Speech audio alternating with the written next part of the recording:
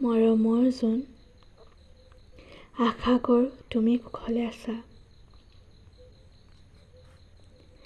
বহুদিন তোমাৰ সৈতে কথা হোৱা নাই, সেয়ে আজি এখন চিঠি লিখিবৰ মন গ'ল।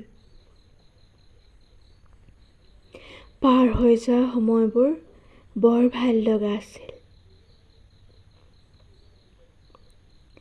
তোমাৰ সৈতে কটোৱা দিনবোৰৰ কথা ভাবিলে মন এতিয়াও ৰোমাঞ্চিত হৈ উঠে। সদায় বিচাৰোঁ তোমাৰ জীৱনটো সকলো সময়তে সুখ আৰু হাঁহিৰে ভৰপূৰ হৈ থাকক।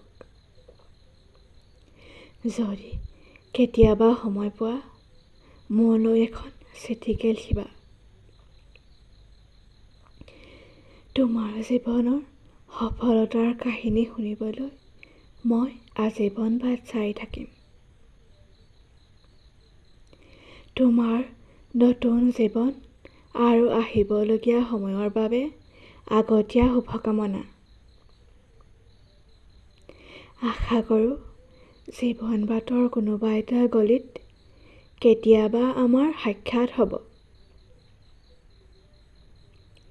তেতিয়ালৈকে এই চিঠিখনতে মোৰ আন্তৰিক ভালপোৱা আৰু শুভবোধ পঠিয়ালোঁ।